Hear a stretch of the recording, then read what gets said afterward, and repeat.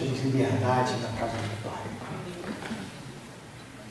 Deus nos deu não apenas uma identidade de vencedores. Amém. Deus nos deu também a autoridade para vencer. Você não foi chamado para perder. Pastor, coisas ruins podem acontecer comigo? Pode. Mas Deus chama uma igreja para vencer. Ao que vencer, será dada a coroa da vitória. Ao que vencer, será feito coluna no templo do meu Pai. Ao que vencer, será dado de comer da árvore da vida. Do maná escondido. Ao que vencer, será dado um novo nome, uma terra branca. Ao que vencer, receberá a autoridade sobre nações, Monique. Você pode achar que a sua vida é uma vida de derrota, mas não é. Você foi chamado para vencer. Amém, Senhor. Amém? Amém. Amém. Vamos orar. Diga assim: Senhor meu Deus, Senhor meu Deus, a tua palavra a tua palavra é verdade. e eu me recuso E eu me recuso a crer a crer em qualquer mentira do diabo. em qualquer mentira do Eu decido Eu decido crer na tua palavra. crer na tua palavra.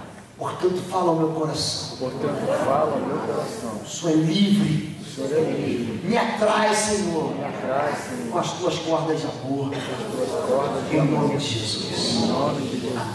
O impossível é isso aí, gente. Vamos lá? Então vamos avançar, gente. A segunda ministração que nós vamos fazer sobre os filisteus.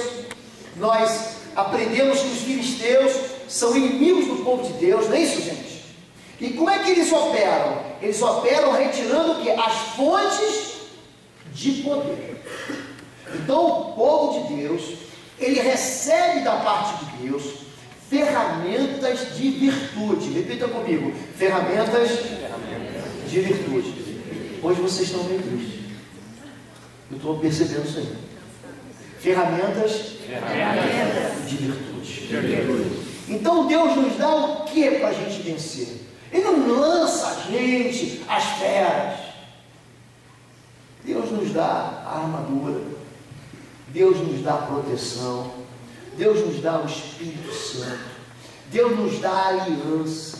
Deus nos dá promessas. Eu quero fazer uma pergunta para você. Por que você não crê na promessa de Deus? Por que você não crê na Bíblia?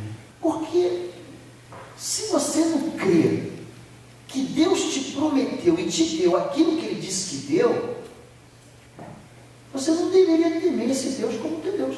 Se Deus disse para você: entra na promessa que eu vou te dar, por que recuar quando vem o primeiro ou vem as dificuldades?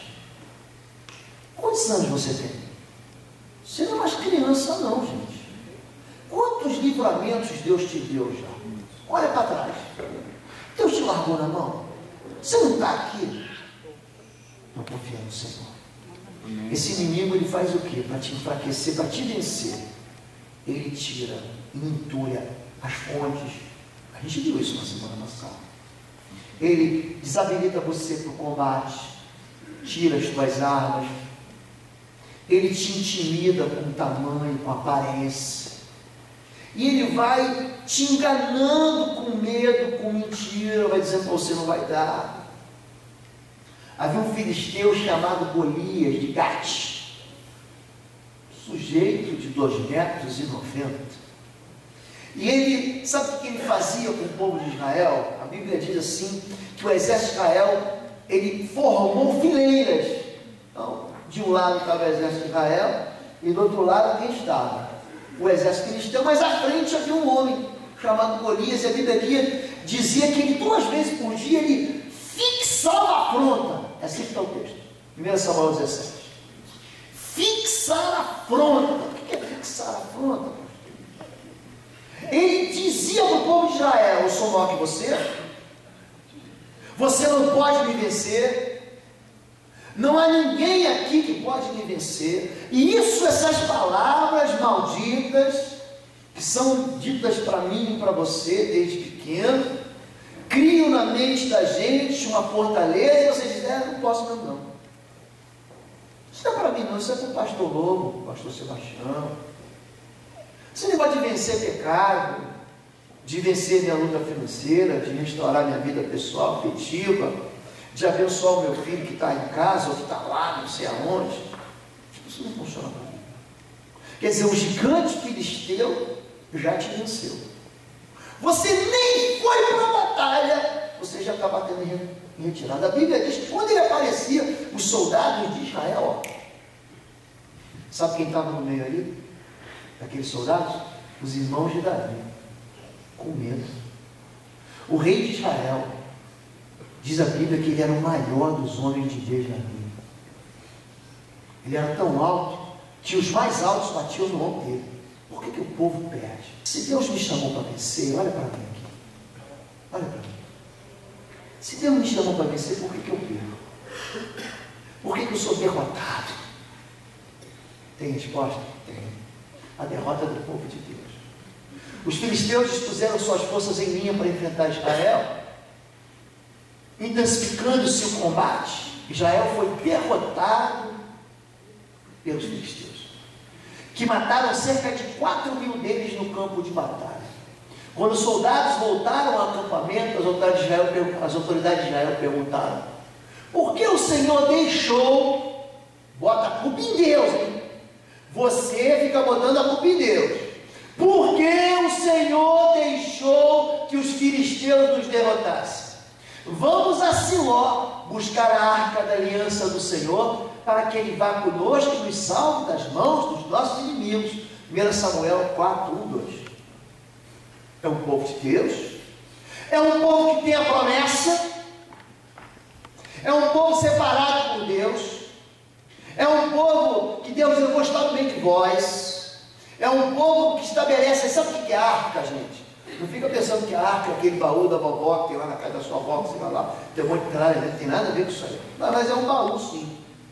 E ali dentro ficavam as 2 tábuas da aliança, aquelas que Moisés quebra e depois refaz, que tem as chamadas 10 palavras, que nós conhecemos erradamente como 10 mandamentos, mas se você pegar o texto, tanto de Êxodo 20, quanto Deuteronômio capítulo 5, aí está escrito: eu te dou 10 palavras, 10 informações, não são mandamentos. Você pode consultar depois na sua Bíblia em casa. E ali também tinha a vara de Arão que floresceu, estava ali dentro da arca, uma arca toda de madeira de acácia revestida de ouro, e quando Deus se manifestava, era livre em cima daquela arca. É um símbolo da presença de Deus, só isso. Era isso que acontecia.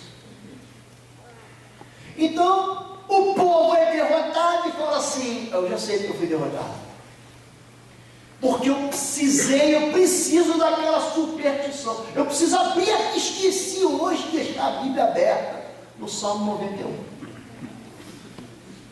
Eu esqueci, gente. Ele bota a culpa, há uma derrota, e a gente bota a culpa em quem, gente? Hein, gente? Em Deus. Ou você joga nas costas largas do diabo, foi o cão, foi o capiroto. Ou você então diz: não, eu estou firme no Senhor. Por que Deus fez isso comigo? Agora, o inimigo te joga para baixo, sim ou não? O inimigo manda você desistir, lança-te daqui abaixo.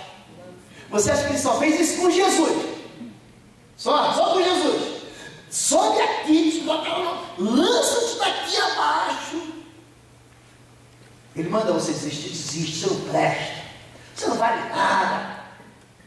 O diabo fala isso só comigo, gente? Ele fala isso com todo mundo, com todos nós. Ele diminui a identidade que Deus nos deu. Ele achata a nossa autoimagem. Eu gosto muito do apóstolo Paulo, 1 Coríntios capítulo 15, ele fala assim: eu que fui perseguidor e sou o menor dos apóstolos, mas eu sou apóstolo, e pela graça eu sou o que sou. Ele sabe quem ele é. Por que o inimigo te derrota? Vamos ver por quê. Porque ele tem medo de você. A hora que você entender quem você é no mundo espiritual, espiritual. Algumas pessoas vêm no gabinete pastoral, tem que ensinar a pessoa. Sentou na tua casa, não pastor, eu ouço vozes, eu tenho uma visitação maligna à noite. Dá uma voz de comando. Eu ensino vocês aqui a voz de comando. Em nome de Jesus, sai! Não dá para dar susto, não, para o diabo se assustar fora. Eu quero que você entenda que a autoridade é para ser exercida. Deus te deu a autoridade. Por que vós sois tão tímidos? Cara, te vendo, quer que eu te mate? Ele dá uma voz de comando. Eu te dou a mesma autoridade que eu tenho, eu te dou. O que você ligar na terra será ligado no céu. Aquilo que você concordar na terra será concordado no céu. Meu irmão, você tem uma autoridade, você não manda em Deus. Você não dá ordem para Deus. Mas se a tua fé for como um grão de mostarda, tu dirás ao teu inimigo, sai daqui, vai para lá, o monte. Você tem que aprender a abrir tua boca e falar. Por quê, gente? Porque o ser espiritual, que nós conhecemos como o diabo, Satanás, ele não conhece o teu pensamento, a tua mente. Não adianta você fazer pensamento positivo, faz fica, cruza o dedo, mostra a cruz. Não funciona. Você tem que dar uma ordem. Nós aprendemos quando estudamos a vitória sobre os egípcios que existe resistência espiritual. Moisés, ele chega diante do faraó e quantas vezes ele diz assim, diz o Senhor, deixai meu povo ir? Quantas vezes? 7 vezes. 7 vezes. Ele diz, não. Você diz, sai, ele diz, não vou sair. Sai, ele diz, não vou sair. O que acontece, irmão? É combater o bom combate. Então, queime em nome de Jesus. Queima, diabo. Agora eu quero falhar, mas tu vai ficar. E você vai queimar em nome de Jesus. Vocês estão entendendo que existe autoridade? O inimigo sabe disso? Vamos ver. As trevas reconhecem o poder de Deus. Os filisteus ficaram com medo e disseram, Deus, e chegaram ao acampamento. Eles foram lá, pegaram a arca da aliança, a arca do concerto, e levam para o acampamento. E aí fazem uma festa. Deus está conosco. Aí junta todo mundo para um festão gospel e diz, Deus está conosco. E você vai ver que não é nada disso. Eu estou dizendo que por trás desse movimento aparentemente espiritual, tem uma história de brecha espiritual, de acesso. O inimigo sabe? Sabe. Ai de nós, nunca nos aconteceu uma coisa dessas. Ai de nós, quem nos livrará das mãos desses deuses poderosos? São os deuses que feriram os egípcios com toda espécie de pragas do deserto. 1 Samuel 4, 7 e 8 diz o quê? Que os inimigos sabem que o nosso Deus é poderoso. Por que eles nos vencem então? Se o nosso Deus é todo poderoso, por que nós somos derrotados? Razões de derrota. Primeiro, preste atenção nisso aqui, gente. Isso aqui não é brincadeira. Desprezo sacerdotal. Antes da derrota acontecer no capítulo 4, acontecem algumas coisas no capítulo 2. Os filhos de Eli eram sacerdotes, eram ímpios, não se importavam com o Senhor, nem cumpriam os deveres dos sacerdotes para com o povo. O pecado desses jovens era muito grande à vista do Senhor, pois eles estavam tratando com desprezo, preste atenção, estavam tratando com desprezo a oferta do Senhor, pela Samuel 2, 12, 13 e 16. O sacerdote, ele é referência. O sacerdote, ele é alguém que ele serve de patrão de medida. Não é que o sacerdote é perfeito, mas existe sobre ele um dever, uma responsabilidade de não errar. Eu não posso errar. Eu não posso errar. O pastor é um homem que não pode se dar o direito de errar. Por quê? Porque ele ensina a diferença entre o que é santo e o que é profano, entre aquilo que é justo e aquilo que é injusto. E os filhos de Eli, vai dizer mais tarde, eles se prostituíam. Havia um componente sexual perverso no meio daqueles meninos. E a oferta, gente, às vezes o pessoal vem para mim, pastor, eu esqueci de entregar a oferta. Vocês já repararam? Eu nem gosto, né? Assim, para mim não. Procuro o tesoureiro da igreja. Eu não toco nisso. Sabe por quê? Porque é algo que Deus leva muito a sério. Ele leva a sério a oferta da viúva, ele leva a sério a oferta daquela mulher que derrama os perfumes de nardo sobre a cabeça de Jesus. Ele leva a sério a oferta de Coré, Datã e Abirão, que morrem diante do altar. Ele leva a sério a oferta de Ananias e Safira, que morrem diante do altar. Deus leva a sério essas coisas, gente. Então, quando o sacerdote, a liderança cristã, despreza a palavra de Deus, gente, isso é motivo de derrota. Você está numa igreja, o pastor se diz santo, mas anda fazendo bobagem. Gente, o pastor caiu, chore por ele, chore, porque poucos são ceifeiros. Há muito campo, mas poucos são ceifeiros. Agora, se você sabe que você está vivendo num ambiente espiritualmente contaminado, e você permanece lá por causa de tradição, você vai ser derrotado. Aí você não entende o que está acontecendo com os teus filhos. Aí você não entende porque acontece o que acontece com a tua vida.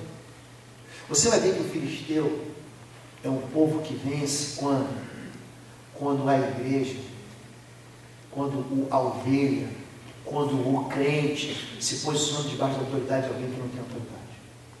Isso é sério? Isso é sério? Como é que você vê que o sacerdócio é maldito? Malaquias 2:2. Isso tem, pastor? Vamos ver se tem. Agora, ó sacerdotes, esse mandamento é para vós. Se não ouvirdes, se não propuserdes no vosso coração, da honra ao meu nome, diz o Senhor dos Exércitos, enviarei a maldição. Quem está falando isso, gente? O Senhor dos Exércitos. Deus está dizendo, a maldição quem vai mandar sou eu. Vocês estão entendendo isso, gente? Diz o Senhor dos Exércitos, enviarei a maldição contra vós, amaldiçoarei as vossas bênçãos, e também já as tenho amaldiçoado, porque não pecais a isso, coração. Malaquias 2:2. Gente que enriquece em nome de Jesus, gente que defrauda em nome de Jesus, gente que frauda em nome de Jesus, gente que diz, mas foi Deus que me deu, pastor. Não, isso é roubo. Pastor, encontrei a mulher da minha vida, ela é casada, manda ela voltar de volta para o marido dela. Gente, essa é a palavra que eu não gosto de pregar, mas é aqui que Deus trouxe a gente hoje. Amém. O sacerdócio, gente, é uma referência de bênção e maldição na sua vida. E você precisa entender isso. Discernindo heresia sacerdotal. Como é que você diz, pastor, como é que eu vou descobrir? Estou lá numa igreja. Isso aqui são alguns passos que você pode dar. Você anota isso aí e vê se isso aí encaixa na tua vida. Número 1, receber uma nova revelação. Sempre começa assim. É o desprezo da autoridade única da Bíblia. A Bíblia está certa, mas eu tenho aqui um outro livro que interpreta a Bíblia. Eu tenho aqui uma outra visão que interpreta a Bíblia. Eu tenho aqui uma outra direção que reinterpreta a Bíblia. Eu tenho aqui um outro caminho que interpreta a Bíblia. Eu tenho um livro, um anjo me deu. Você já virou isso ou não? Tinha uma visão do céu. Eu vi o céu aberto. Aí lá dizia para mim, isso me escandaliza, que o mandamento mais importante era guardar o sábado. Teve uma pessoa que falou isso para mim. Eu falei, minha irmã, vou falar para você com todo carinho. Jesus diz que o mandamento mais importante é: amarás ao Senhor teu Deus de todo o teu coração, com toda a tua força, com toda a tua alma, e ao teu próximo como a ti mesmo. Se você teve uma visão dessa do céu, isso não vem do Senhor. Porque o sábado não é um dia. Olha para mim aqui, você que está me ouvindo pela internet, pelo vídeo. O sábado é o Senhor Jesus. Leia Hebreus capítulo 4. Leia a Bíblia. O sábado foi feito para o homem. O homem não é escravo do sábado. Sábado é Jesus. Ele é o teu descanso. Se você não entrou em Jesus, é por isso que você não está cansado demais. O fardo fica pesado, né? E religião cansa, gente. Se tem um negócio que cansa, é a tal da religião.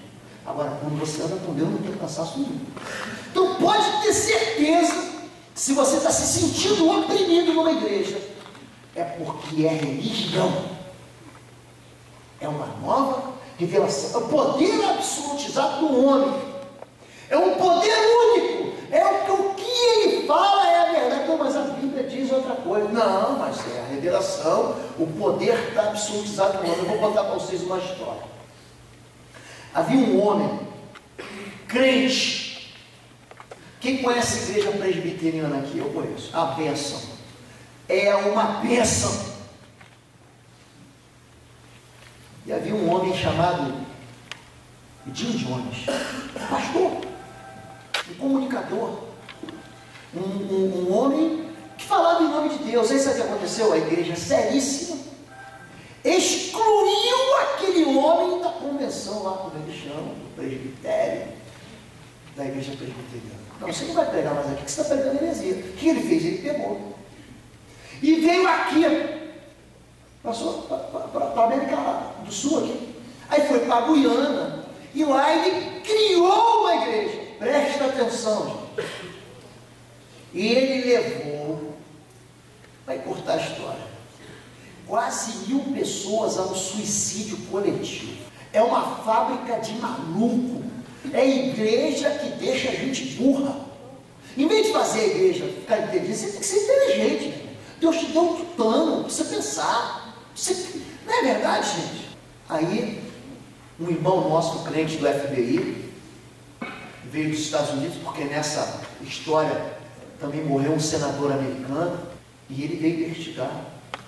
E ele entrou no acampamento desse povo, dessa igreja, onde o poder está absolutizado no homem. O que aquele homem disse, só ele interpreta a Bíblia, só ele sabe. Ele entrou nesse acampamento, fiquem escandalizados, impactados aqui. Sabe quantos exemplares da Bíblia havia no acampamento? Nenhum! Se você conhecer a verdade, você não vai ser enganado. Eu não faço muito isso aqui, não. Vocês vão vir aqui na sexta-feira, eu vou ensinar para vocês a Bíblia mesmo. Porque o que liberta é a verdade, a palavra. Amém. Como é que você discerne um sacerdócio maldito? Negação de que Jesus é Deus. Ele nunca vai dizer que Jesus é Deus. Não, pastor, Jesus é filho de Deus. Não, sei que é filho de Deus. Mas ele não vai dizer que Jesus fez os céus e a terra, entrou no ventre da Virgem, se fez carne, habitou entre nós, morreu na terra. Ele não vai dizer isso. Ele vai negar a divindade de Jesus.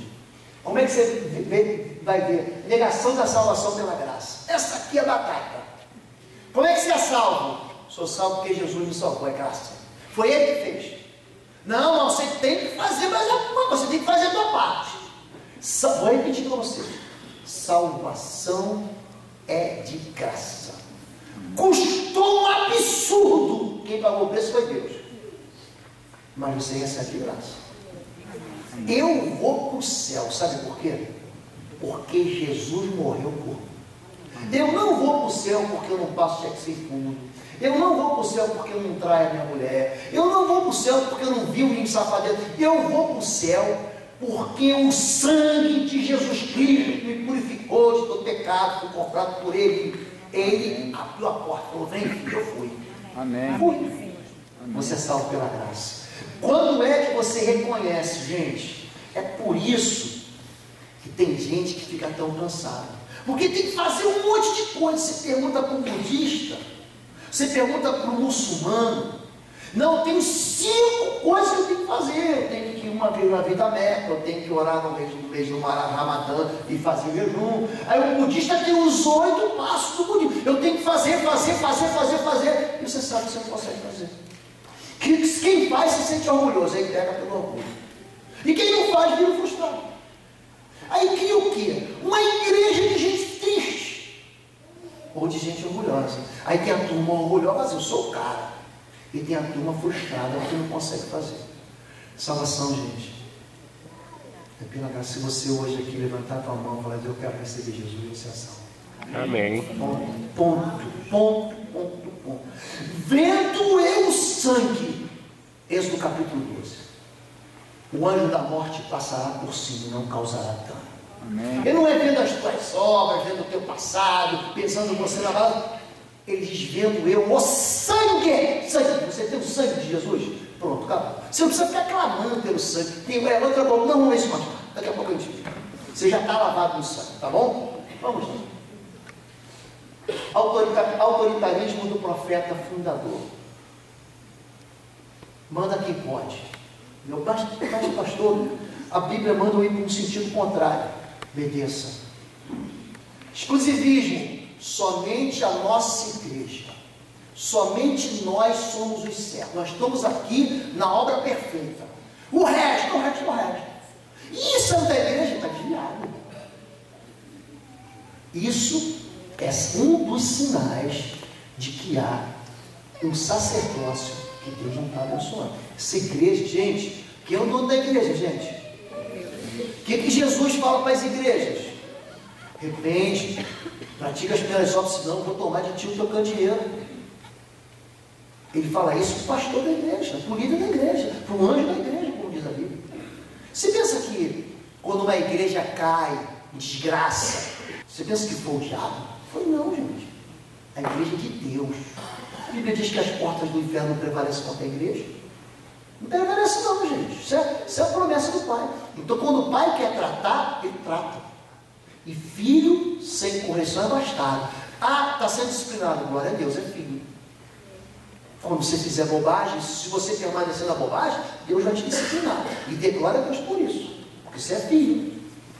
Agora, você continua fazendo bobagem, nada te acontece, cuidado que você nem filho não é. Cuidado. Dogmatismo apenas eu interpreto direito e é uma igreja legalista e intolerante. Não pode nada. Tudo é proibido. Aquela parte que tudo me é lícito, nem tudo me convém, aquilo não existe na Bíblia desse camarada. Tudo me é lícito, mas nem tudo me edifica, aquilo não existe. Há um medo de descambar para o pecado. Não é isso que está falando aí. Está falando que eu sou inteligente e que a lei do amor é maior do que a liberdade que Cristo me conquistou. Amém? Olha, se eu como carne e isso te escandaliza, eu quero ganhar você para Jesus, então eu não vou comer carne. Faz aí um bolo do Hulk para mim, aquele verde, cheio de salada. Você faz, eu como com você. Isso te escandaliza? Agora, aquele que come para o Senhor. E aquele que não come para o Senhor. Isso é livre. Um não condena o outro, porque se veste assim, porque tem um cabelo assado. Você quer fazer, faça para Deus. E se a irmã quiser, deixa ela fazer para Deus. E se o irmão quiser usar chapéu, deixa ele usar que é para Deus. Não tinha isso. Não tinha gente, anos 50? Homem que não usava chapéu era desviado em igreja de crente, sabia disso? Era. Você tinha que usar chapéu, não podia tomar guaraná. Você imagina? Hoje, a primeira coisa que a gente abre na festa de igreja é que é guaraná. Aquele que come, você não pode condenar, tá bom? Superstição da religião, uma ideia fantástica. Aqui eles têm uma ideia maravilhosa. Apanhar, tomaram uma surra do diabo, perderam, foram roubados, eles são derrotados. Aí, olha a ideia de Jerico, que os crentes só não tem outro nome para dar. Vamos a Siló buscar a arca da aliança do Senhor. Quando a arca da aliança do Senhor entrou no acampamento, todos os israelitas gritaram tão alto que o chão estremeceu. Quero Samuel 4:4. O que é a arca da aliança, gente? É um memorial. Não é um amuleto. Você vai ver, segundo o livro de Crônicas, capítulo 33, a arca da aliança é levada pelos babilônios. Acabou. Não serve mais para nada. Cadê a arca da aliança? O Indiana Jones está procurando até hoje. Sabe que filme? Indiana Jones em busca da arca perdida. Até hoje o Indiana Jones está procurando a arca e não vai encontrar. Por quê? Porque virou um amuleto. Eu vou na igreja. Quando que é ceia, pastor? Quando que é ceia? Domingo que vem eu venho para tomar ceia, que aí eu vou ficar purificado. O pão e o vinho vão me purificar. Gente, é isso? Gente, é de fazer isso em memória de mim. Você tem que se lembrar de quê, gente? Que Jesus foi partido, o corpo dele foi partido, que o sangue dele foi derramado. Olha, Examine-se, pois, o homem a si mesmo, e assim que coma do pão e beba do cálice. Lucas 12, 28. E tem gente que pergunta assim, pastor, mas o pão vai virar carne? Onde está escrito isso? Quando foi que Jesus disse isso? Faça isso, meu irmão. Então Jesus se comeu. Não, né? Porque ele comeu o pão, então ele comeu a si mesmo. É isso, gente? Você é uma pessoa inteligente. Você sabe. E aí, eu vou, onde tem ceia, eu vou em todas as igrejas para tomar ceia, porque aí eu fico mais santo. Inclusive, eu acho que está nascendo uma asa aqui atrás de mim. Eu estou virando um anjo, gente. Gente, a gente ri, não ri? Eu estou fazendo assim para você entender. Mas eu quero levar você a um lugar de entendimento de quê? De que essas coisas viram superstição. Por que eu celebro a ceia, gente? Para não esquecer. Fazer isso, meu irmão. Não se esqueça que você não vai viver de milagre. Você vai viver da minha presença. Amém. Não esqueça que você vai viver de bênção. Você vai viver de viver continuamente comigo. É disso que você vai viver. Você medita. Vamos ver. Soluções, fast food. Vamos para o pastor, ora por mim. Camarada, ele sabe que está todo errado, mas ele não quer se consertar. Aí o que ele quer? Ele quer o óleo na mão do pastor, para o pastor abençoar. Isso é bíblico, gente? É bíblico. Mas você precisa se consertar, porque senão isso vira, sabe o quê? Amuleto. Certamente abandonaste o teu povo, os descendentes de Jacó, porque eles se encheram de superstições dos povos do leste, praticaram adivinhações como os filisteus. Olha os filisteus aí. E fazem acordos com os pagãos, Isaías 2,6. Assim diz o Senhor Deus: ai das que cosem pulseiras mágicas para todos os braços, que fazem véus para as cabeças de pessoas de toda estatura, para caçarem as almas. Ezequiel 13, 18, 20, 21. Gente, eu me lembro na Bahia. Vamos subir ali no Pelourinho. Você já foi lá, Pelourinho? Aí vem a moça: posso botar uma fitinha? Não, sou da igreja, sou crente, fitinha em mim não. Não, quer saber o seguinte, você bota a fitinha, e é um negócio que é o seguinte, você bota a fitinha e você não pode arrebentar a fitinha. Faz o pedido. Faz o pedido, gente. Chulé no pé você já viu. Você conhece alguém que tem chulé no pé. Aquilo dá chulé na mão. É um fedor. Você bota assim, gente. E no final, gente, adianta alguma coisa? Não é, vou botar aqui uma pirâmide, pelo um cristal. Isso tudo, gente, olha, certamente abandonaste o teu povo. Isso, gente, a brecha de maldição. Olha aqui, tudo isso aqui, tudo isso aí é mulher. Eu vi um gato preto, vou ter azar. Eu passei debaixo da escada, vou ter azar. Não, desvira o sapato, senão a mamãe vai morrer. Gente, todo mundo aqui já tinha perdido a mãe. Coitado. Porque tinha que levar daquela brincadeira, né? Você jura? Jura pela tua mãe mortinha? Debaixo de um trem com o cabelo arrepiado. Você lembra disso? Você lembra disso? Botava a mão aqui. Gente, não. Trevo de 4 folhas da sorte. Ferradura atrás da porta. Que coisa. Deve ser para o cavalo colocar quando chega em casa. Deve ser.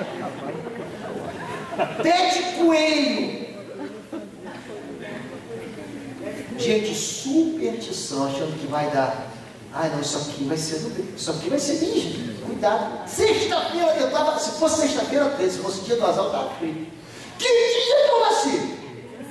Agosto. É o mês do cachorro louco. Agosto é o mês do lobo. Eu nasço no dia 13 de agosto.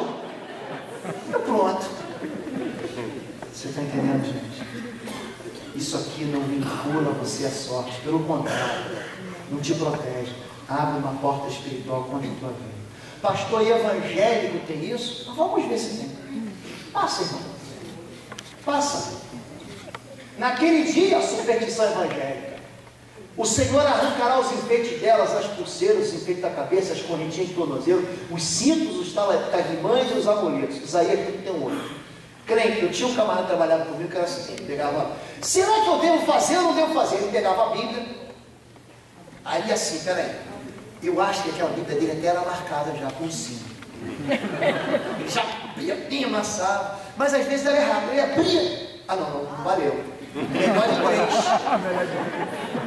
E aí ia de novo, não, melhor não é isso, não é, quer dizer, ele fica buscando até encontrar uma resposta que ele quer. Gente, a superstição evangélica, oração sem santo, deixar a Bíblia aberta em cima da mesa. Eu vou botar um adesivo no carro. Tudo posso naquele que me fortalece.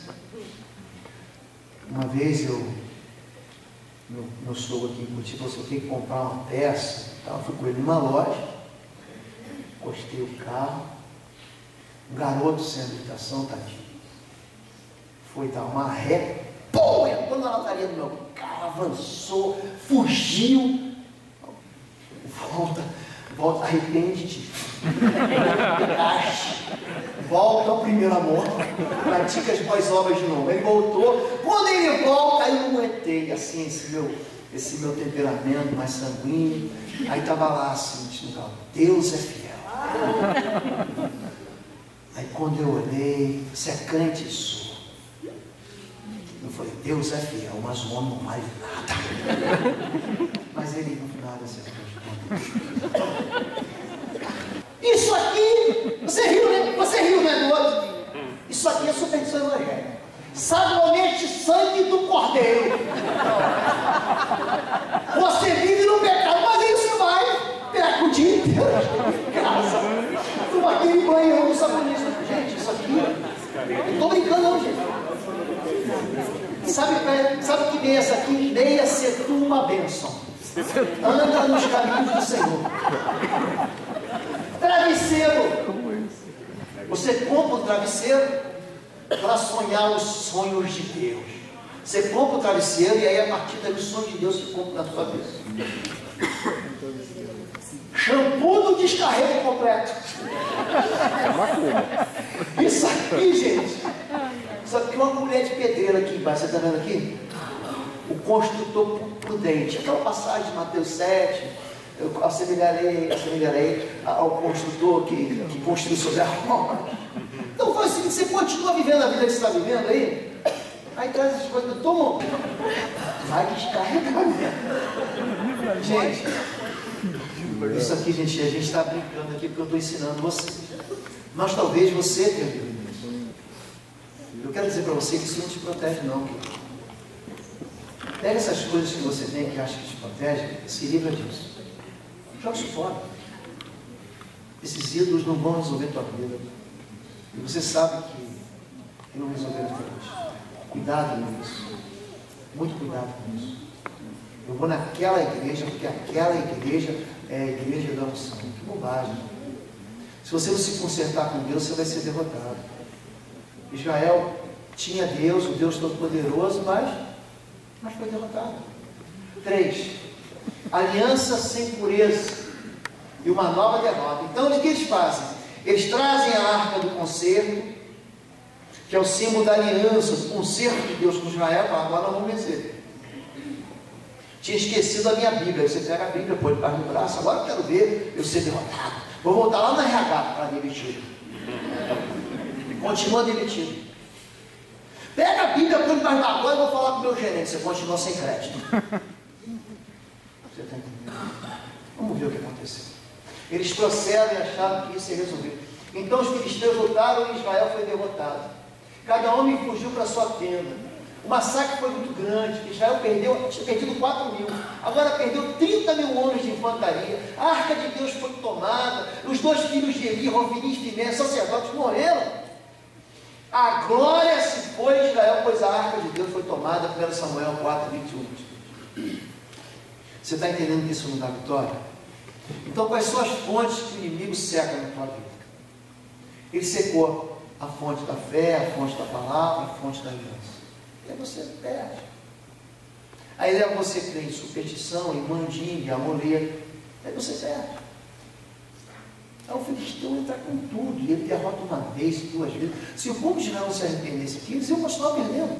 Então ela lhe disse: aliança circuncisa, como você pode dizer que me ama se não confia em mim? Essa mulher é filisteia, namoradinha de um crente chamado Sansão. O cara era fera. Pastor, não dá para derrubar Sansão. Aquele pastor que vence o capeta, não dá para ele ser derrotado. Então vamos ver. Pastor, eu vou lá, ele sapateia na cabeça do diabo, ele pisa na cabeça da serpente, ele clama, desce fogo do céu, tem um incêndio na igreja, pastor. Preste atenção. Então ela lhe disse: como você pode dizer que me ama se não confia em mim? Esta é a 3ª vez que você me faz de boba. E não contou o segredo da sua grande força. Quando Dalila viu que Sansão tinha contado todo o segredo, enviou mensagem aos líderes filisteus: subam mais desta vez, pois ele contou todo o segredo. Os líderes dos filisteus voltaram a ela, levando a prata. Ela fez por dinheiro. Dalila nunca gostou de Sansão. Fazendo dormir no seu colo, ela chamou o homem para cortar as 7 tranças do cabelo dele, e assim começou a subjugá-lo, e a sua força deixou. Juízes 16, 15, 18, 19. Não, eu tenho certeza que eu me visto certo, eu uso gravata. Meu cabelo é de crente. O inimigo não pode me pegar. Eu uso um saião, não rapa a perna. Gente, eu não estou fazendo por você. Isso é sério. Tem gente que coloca poder nessas coisas. Eu não uso brinco, não uso batom. Gente, isso adianta, gente? Adianta o cabelão de Sansão? Isso é superstição, gente. A Bíblia diz assim, vamos continuar aqui, você vai ver o que a Bíblia diz. Israel e a arca perdida, Sansão e o cabelo sem poder, sem virtude. Depois que os filisteus tomaram a arca de Deus, eles a levaram a Ebenezer, para Asdod, e colocaram dentro do templo de Dagon, ao lado de sua estátua. Então, essa arca era sinal da fidelidade para com Deus. E, do mesmo jeito que Israel, Sansão perdeu as bênçãos quando sacrificou a santidade pela satisfação da paixão. Pastor, eu estou apaixonado, você já ouviu isso? Eu não aguento mais, eu preciso ir lá e eu preciso beber daquela fonte. Lembra quando nós falamos da fonte? Lembra de Jeremias 2? Meu povo cometeu contra mim 2 crimes. Me abandonou a mim fontes de águas vivas. Sabe aquela fonte de água mineral? Aquela. E cavou para si o quê? Cisternas rachadas que não retêm água, mas ajuntam lodo e lama. Então o que acontece? Tem uma fonte que é Deus, águas cristalinas, mata a sede. Mas eu não quero mais. Eu vou buscar para mim prazer. E um prazer fora de Deus. O que eu faço? Eu abro um buraco. E deu água. Só que essa água junta esgoto. Tá bom? Então eu vou fazer você entender. Você está com sede. Pastor, eu não suporto mais isso. Eu preciso pecar. Aí, em vez de você ir lá e buscar em Deus satisfação, você pega o teu copo, você vai na privada da sua casa. Ai, que delícia, até babei. Pastor, mas a água é transparente. É veneno. É veneno, querido. Por que você perde? Porque você troca a santidade pelo prazer rápido. Ah, não aguentei, pastor. Eu sou carne, a carne é fraca. E o pecado lá é vitamina, meu irmão? Explica isso para mim. Pecado é vitamina? O pacto de ignorância de Dagon. Quem é Dagon? Dagon é o deus filisteu. Sabe como é que é o Dagon? Você pega, você buscar nos livros. Ele é um sereio. Imagina assim, uma sereia com corpo de homem. É um sereio. É uma Iemanjá. Tá bom? É um espírito de sensualidade. Eu quero que você preste atenção nisso. Espírito de sensualidade. A sensualidade, Oséias 4, 11 e 13. Quem escreveu isso aqui não foi o pastor Lobo, tá bom? Está na Bíblia. A sensualidade, o vinho e o mosto tira a inteligência. Então, camarada bebe, ele fica burro. É isso que a Bíblia está dizendo. ele perde a inteligência. Por que você fez isso? Por que você avançou a 190 km por hora? Ele fica burro, ele não sabe que o limite é 60, ele perde o controle. O mosto é ainda mais forte ainda. Embebeda. Aquele vinho açucarado. Você toma 2, 3 taças, você já está começando a ficar alegrinho. Estou de pirequinho, pastor. Estou feliz. Ele já está chamando o urubu de meu louro. Né?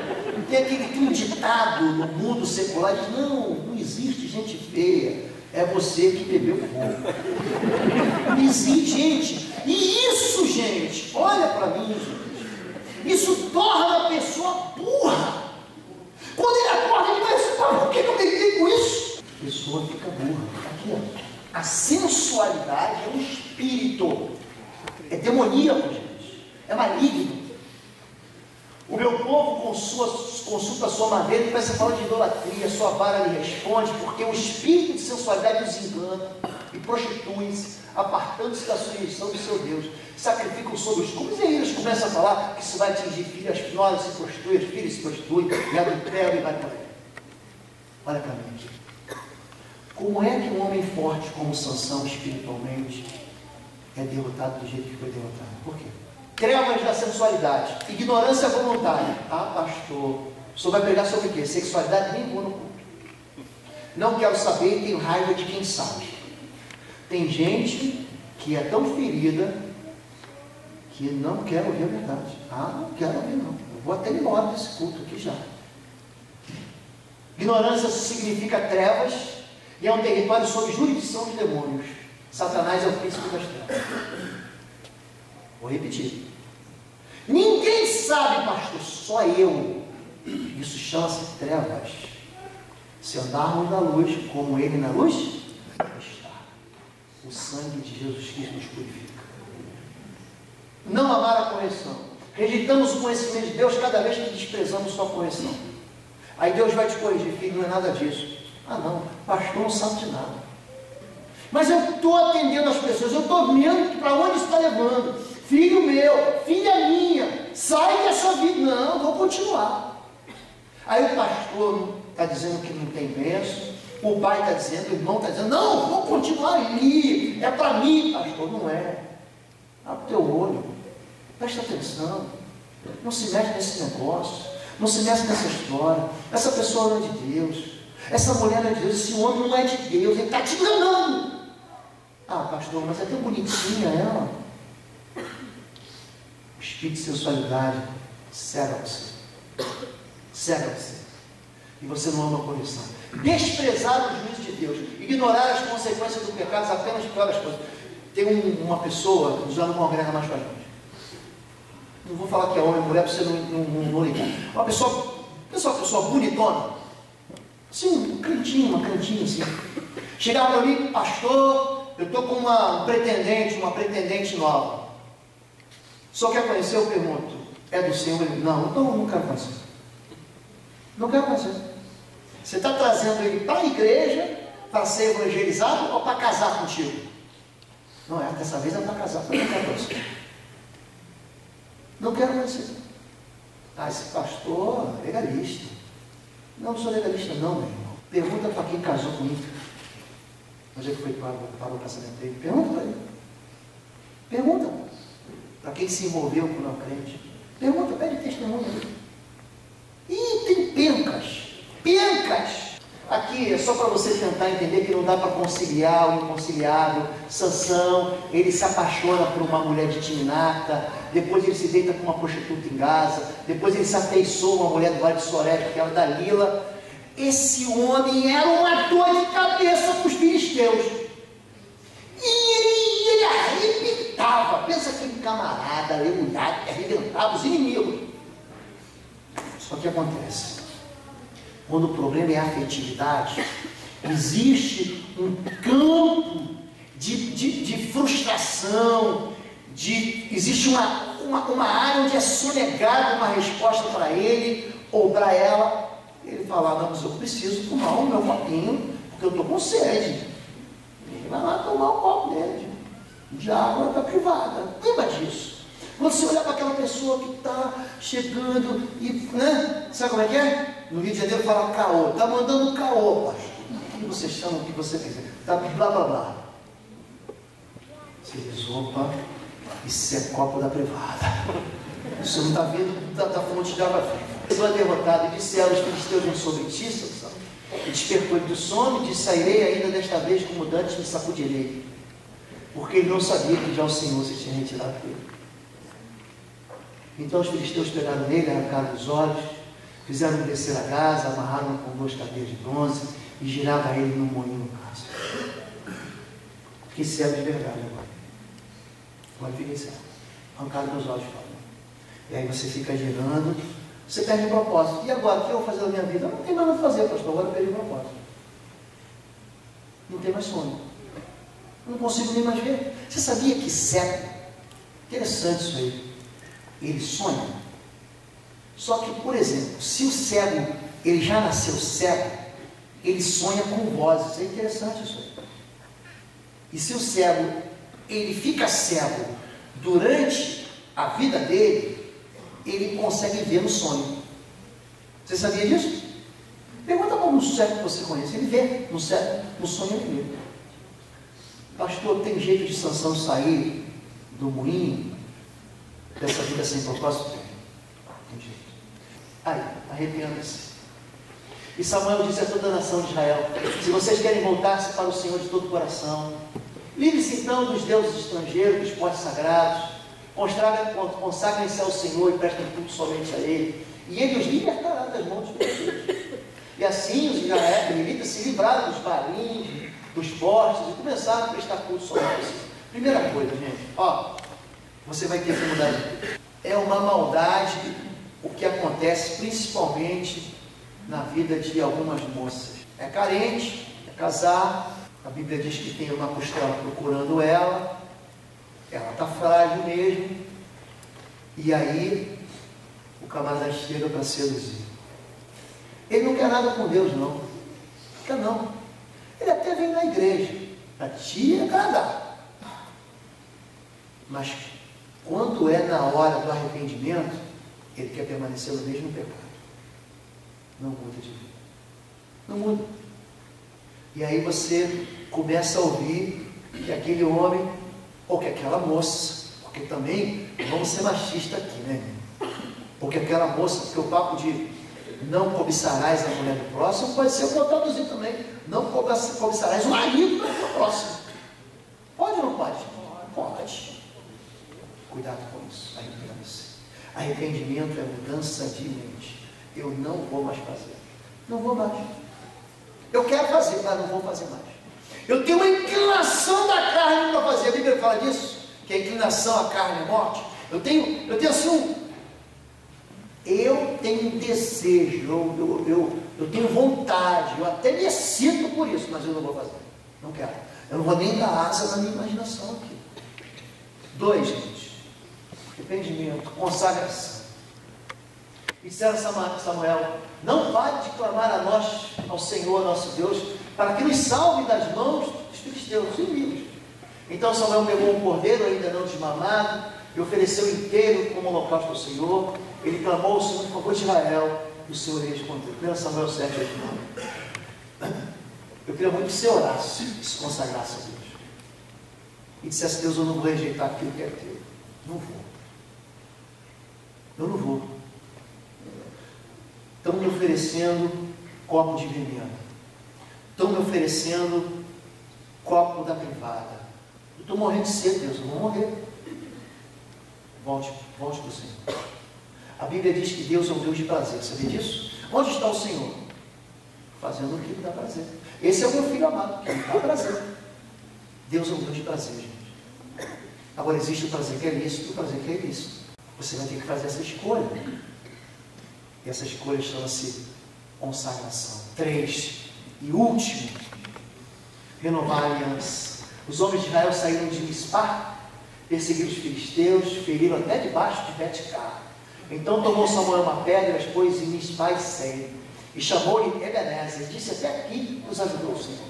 Assim os filisteus foram abatidos, e nunca mais vieram aos termos de Israel, porquanto foi a mão do Senhor contra os filisteus todos os dias de Samuel. 1 Samuel 7. Vocês venceram. Você sabe dizer sim? Quer ver uma coisa aqui? Quem quer ser abençoado, levanta a mão e diz sim. Sim. Quem quer vencer, sabe que está sendo tentado, diz bem alto, não! Não é fraco, tá vendo? Pro sim, você diz sim. Pro não é tímido. Você tem que aprender a dizer não ao pecado, não é só isso. É muito simples. Não, não vou, não quero, não faço, sou crente. Aliás, essa foi a melhor desculpa que eu arrumei quando eu me converti. Porque eu já não gostava de fazer quando eu não era crente. Mas aí você está no meio do povo, todo mundo todo mundo diz de mim. Aí quando eu me converti, eu falei, sou crente. Aí o povo já não me convidava mais para nada. Esse não quer fazer. Esse aí está preso numa camisa de força. Aí na verdade eu estou livre. Nunca vou esquecer de um rapaz. Eu já tinha parado de fumar há muito tempo, eu fumei, até o dia que eu me converti. E ele falou assim, eu fumo porque eu sou livre. Eu falei, não, você fuma porque você é escravo. Eu fumo porque eu sou livre. Não, você fuma porque você é escravo. Você quer ver que eu saio contigo agora, eu fumo um cigarro, eu nunca mais vou fumar. Agora você acorda, a primeira coisa que você pensa em fumar. Ele é mesmo. Você está vendo como é que você é escravo? Você tem que aprender a dizer não com força. Não fora. Pastor, você é mal educado, seja. Para você ficar com Deus, seja mal educado. Tira meu nome de todas as listas daquilo que não pertence ao Senhor. Tira, não precisa me chamar mais. Não precisa mais. Ou você anda comigo e com Jesus, ou então você não anda mais comigo. Você vai ter que fazer isso. E assim que você vence o filisteu. Sabe como? Renovando a aliança de fé em fé. Vamos renovar a aliança? Amém. Vamos pedir para você fechar os seus olhos em nome de Jesus. Eu sei que Deus falou contigo essa noite. Eu quero dizer assim para você com todo carinho. Feche seus olhos. Se o pastor não quis te ofender, se o pastor de alguma forma fez alguma graça ou mostrou de alguma maneira mais jocosa essa realidade espiritual. Mas é uma maneira de você enxergar como é que isso faz mal, como é que isso machuca a vida de você. Talvez você esteja ainda preso em amuleto, gente, achando que é o cabelo de Sansão que dava força para ele. É o fato de você ser evangélico ou pertencer à igreja A ou B que faz você ser cara de Deus. Não é, gente. Não é, gente. É a presença de Deus mesmo. A Bíblia diz que não foi a questão não foi o cabelo. Foi o fato de ele ter quebrado todos os limites. Ele rompeu todos os limites. Levantou. Ele disse, eu posso continuar sendo crente e viver em pecado? Não pode. Você vai perder. Você vai terminar cego. Olhos. Coloque seu coração diante do Senhor. Clame pelo Senhor. Chame o Senhor Jesus. Quero que você olhe para o Deus Todo-Poderoso pela fé. Quero que você veja o Senhor Jesus. Ele está diante de você. Ele ama você. Ele está estendendo a sua mão. Pegue na mão do Senhor. Diga ao Senhor, Senhor, guia-me. Guia-me, Senhor, para os pastos verdejantes. Guia-me, Senhor, para as águas tranquilas. Refrigera minha alma, Senhor. Derrama sobre as minhas feridas o teu bálsamo. Livra-me, Senhor, de mim mesmo. Livra-me dos meus desejos. Mas que eu deseje viver a tua vontade. Que a minha vida seja um reflexo do teu poder, da tua graça, da tua misericórdia. Senhor, eu quero beber da água viva que é o Senhor. E eu quero ser como uma fonte que jorra para a vida eterna. Amém. Senhor, me ajude a alcançar a maturidade espiritual, me ajude a ser um instrumento de paz, de amor, de esperança nas tuas mãos. É verdade. Diga para o Senhor: Senhor, que através de mim a minha família toda venha te conhecer. Eu sei, Senhor, que as minhas limitações podem ser vencidas diante da cruz. Coloque-se diante da cruz e coloque aos pés da cruz qualquer vício que impeça você de avançar. Coloque diante da cruz qualquer disfunção no seu casamento, na sua família. Coloque diante da cruz qualquer sentimento que foi danificado pelo sofrimento e pela dor. Coloque todas as coisas diante da cruz e diga ao Senhor: Senhor, eu estou deixando aos pés da tua cruz todos os meus pecados, a minha incredulidade, as minhas dúvidas, elas ficam aqui hoje. Mas eu quero sair da tua presença fortalecido, fortalecida pela tua graça e pelo teu poder. Derrama, Senhor, o teu Espírito sobre mim, enche-me com o teu Espírito Santo e faz da minha vida uma vida digna, Senhor. Faça que eu frutifique, dê muitos frutos para a tua glória, e vá falando com o Senhor, e deixe o Senhor ir ministrando no seu coração, em nome de Jesus. Amém. Ainda com seus olhos fechados, eu gostaria de orar por você. Você ouviu esta palavra aqui esta noite. Dentro de poucos minutos, o culto vai acabar. Nós vamos voltar para casa. Mas eu gostaria muito que você pensasse no que você vai fazer com o que você ouviu. Tenho aprendido na vida que nada se muda por fora quando não se muda por dentro. Deus tem todo o poder no céu e na terra, mas você precisa decidir mudar. Senhor Jesus, nós estamos aqui mais uma vez na tua casa e nós queremos interceder por cada um dos teus filhinhos e filhinhas que estão aqui. Alguns dos teus filhos já levantaram as suas mãos declarando que querem se libertar de todos os amuletos. Outros também ergueram as suas mãos se manifestando, dizendo que querem abandonar a religiosidade. Muitos declararam que querem confiar no Senhor e outros anunciaram a renovação da sua aliança antiga. O Senhor tem todo o poder no céu e na terra. Não há nada que o Senhor não possa fazer. Mas nós vamos sair da tua casa dentro de pouco tempo. E vamos voltar, Senhor, para a vida lá fora. As mesmas realidades nós vamos encontrar. Os problemas que deixamos estarão do lado de fora, do mesmo jeito. Senhor, renova as forças do teu povo, para que, quando chegarmos em nossa casa, em nossos trabalhos, em nossa comunidade, onde quer que o Senhor nos levar, nós possamos lá sim trazer à memória o compromisso que assumimos com o Senhor aqui, e principalmente em nossos lares, que o Senhor comece a transformação em nós, a partir de nós, para que de fato nossas vidas, nossas famílias sejam transformadas pelo poder que há no nome de Jesus. Amém. Senhor, todo encanto na mente do teu povo nós rejeitamos, Pai, em nome de Jesus.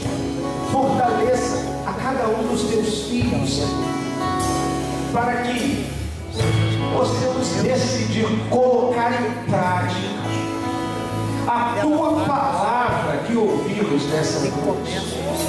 Pai, que haja um renovar da fé, da coragem, da ousadia para dizer não ao pecado, para resistir às investidas do Satanás e permanecermos fiéis à tua palavra. A tua palavra nos ensina, Tiago escreveu isso, lá no capítulo 4, verso 7, sujeitai-vos, pois, a Deus, resisti ao diabo, e ele fugirá de vós. É o diabo que tem que fugir do teu povo, não somos nós que temos que temê-lo, mas para que isso aconteça, nós precisamos nos sujeitar à tua palavra, ao teu querer, à tua vontade. Despede-nos em paz agora, Senhor, e que o amor de Deus, nosso Pai, que a graça infinita e salvadora do nosso Senhor Jesus Cristo e as benignas consolações do teu Espírito Santo estejam com toda a tua igreja, não apenas agora, mas em todo o sempre. Amém.